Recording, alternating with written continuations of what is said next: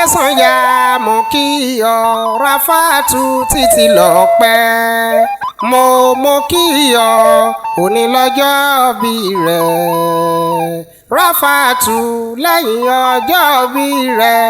ire owó ire ọmọ nínú ọ̀la happy birthday to you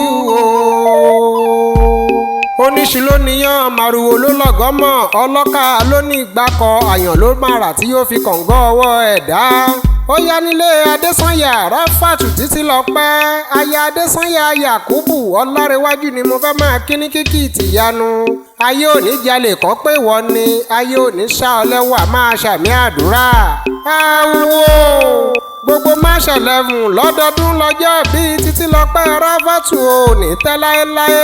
ẹ̀ẹ̀kan péré lọ́jọ́ bí èèyàn máa ń wáyé lọ́dọọdún nílé ayé ọmọ ẹ̀dá èèyàn Adesanya o bíbí ò bá bí ni kọ́nikọ́ni náà ò kúkú lè kọ́ni bí kọ́nikọ́ni ò bá kọ́ni mọ́nímọ́ní ò lè dání mọ́ àwáwí kọ́ pa búrúburú mú jójó kó o sapá gẹ́ngẹ́ kó o gbé bọ́dì rẹ̀ kó o dànsíà kó o fẹ́ pọ́fọ́ lọ́rùn ọba ọdún èyí kèrè mi kọ́ Rafatu Titilope bá a bá fọpẹ́ fọlọ́run fún tọjọ́ tí wọ́n bí wa kò léèwọ̀ èmi ń fọlá akọ rẹ kí ọ o Adesanya Yakubu Ọlárẹ̀wájú ọwọ́ mi rè èmi ń fọlá àwọn ará ọ̀rẹ́ àti mọ̀lẹ́bí ń kí Titilope ọlọ́jọ́ bí wa tòní wípé o ní rárùn owó tọmọtọkọ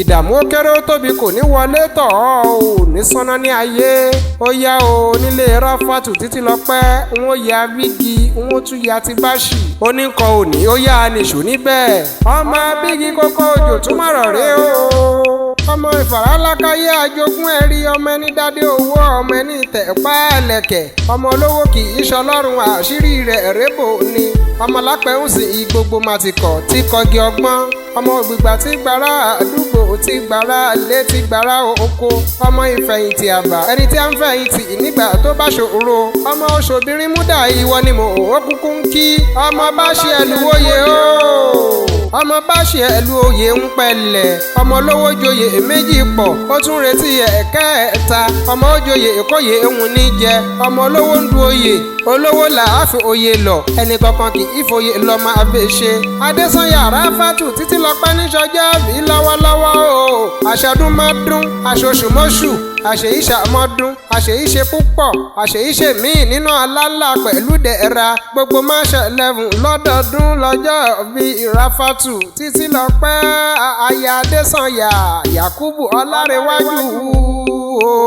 bí wọ́n bá wá bí yín wípé ta ló kọrin ewì sí yín létí ẹ bá mi máa sọ fún wọn wípé Ìdòwú iye ni Ìjẹ̀bú Waterside lèmi kúkú ti wá ọmọ Ìwòpé Àjídà gan lèmi